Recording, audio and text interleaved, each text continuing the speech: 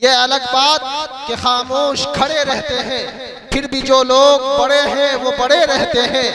یہ الگ بات کہ خاموش کھڑے رہتے ہیں، پھر بھی جو لوگ بڑے ہیں وہ بڑے رہتے ہیں۔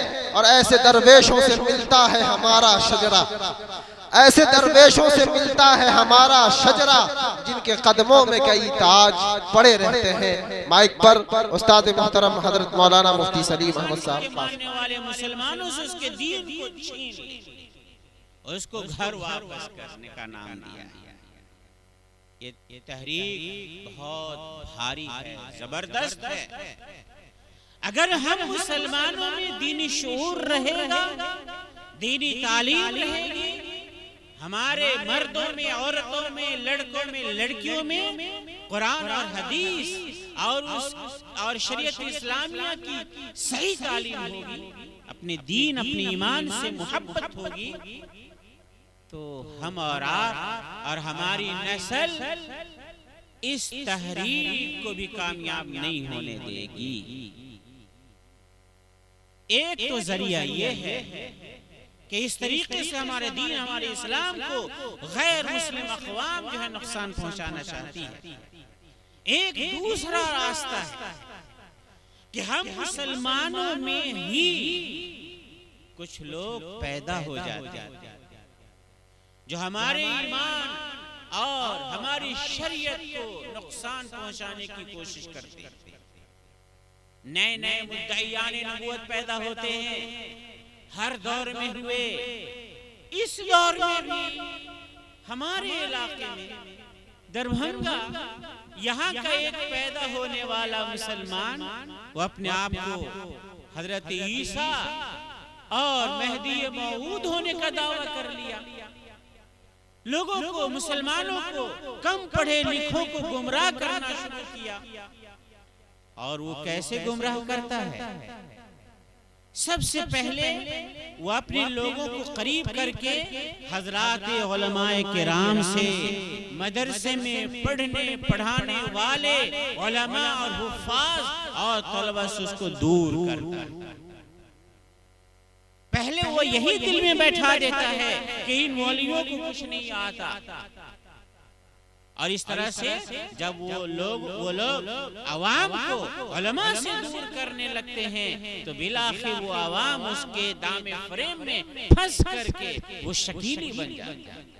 پیارے نبی صلی اللہ علیہ وسلم کے ایک وصف ختم نبوت، ہمارا جو عقیدہ ہے اس کو نقصان پہنچانے کی کوشش کرتے ہیں۔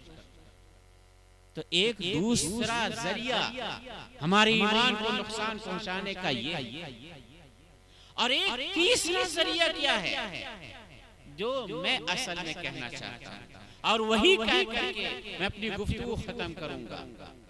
وہ تیسرا ذریعہ ہے کہ اللہ تعالی نے جو ہمیں دین ایمان اور شریعت دی ہے نا، ہمارا ایک خاص تہذیب، ہمارا ایک خاص طریقہ ہے، مسلمانوں کا کھان پان رہن سہن وہ سب جو ہے ہمارے پیارے نبی صلی اللہ علیہ وسلم کے طریقہ کے مطابق ہونا چاہیے، یہ ہم سے مطلوب ہے۔ لیکن علم کی کمی کی وجہ سے، بے دینی کی وجہ سے، مدارس اور مدارس میں پڑھنے پڑھانے والے علماء اور طلبہ سے دوری کی وجہ سے ہماری تہذیب جو ہے ختم ہوتی چلی جا رہی ہے کہ ہمارے بچوں میں اب دینی شعور نہیں رہا، ہمارے اندر خود اسلام کے طور و طریقے سے دوری ہوتی چلی گئی۔ دیکھیے شادی بیاہ میں کس کے طریقہ کو ہم اختیار کرتے ہیں، دیکھیے ہم اپنے بچوں کو پڑھانے کے لیے کیا طریقہ اختیار کرتے ہیں، ایسے ایسے اسکول میں ڈال دیتے ہیں کہ جس میں پہلے یا دوسرے کلاس میں ہی بچے کو سمجھایا جاتا ہے تمہارا خدا کون ہے، تو وہ بچے کو انہی کا استاذ بتاتا ہے، کہو میرا خدا میرا باپ۔ وہ عیسائی اسکول میں ڈالنے کا یہ نتیجہ ہوتا ہے۔ اس طرح سے بہت سارے ہمارے عقیدے کو خراب کرنے کے لیے لوگ کام کر رہے ہیں، اور اس میں اصل دخل کیا ہے کہ ہمارا گھر اسلامی تہذیب اور اسلامی طور و طریقے سے خالی ہوتا چلا گیا، ہماری مائیں اور بہنوں کے اندر جو اسلامی اقدار تھی اس کا فقدان ہو گیا۔ ظاہر ہے جب ہمارے گھر کے اندر ہی اس طرح سے جہالت ہوگی تو ہماری آنے والی نسلوں کے اندر بھی اسی طرح کی بے دینی ہوگی۔ اس لیے ہم تمام باطل تحریکوں کا مقابلہ کرتے ہوئے سب سے پہلے اپنا ماحول بدلیں، اپنا خاص اسلامی طریقے کو اپنائیں۔ ہم اللہ نے جو دین اور جو ایمان ہمیں دیا ہے اس کو مضبوطی سے تھامیں، اور اس طرح سے تھامیں کہ اللہ کے رسول صلی اللہ علیہ وسلم نے فرمایا ہے کہ میں تمہارے درمیان دو چیز چھوڑ کر کے جا رہا ہوں، ایک اللہ کی کتاب ہے اور ایک میری سنت ہے، اس کو تم مضبوطی سے تھامو۔ اور کیسے فرمایا؟ عضو علیہما بالنواجذ، کہ اپنے دانت کے جبڑے سے اس کو پکڑ کے رکھے۔ یعنی اس طرح سے ہمیں دین میں متشدد ہونے کی ضرورت ہے۔ دنیا والے کہنے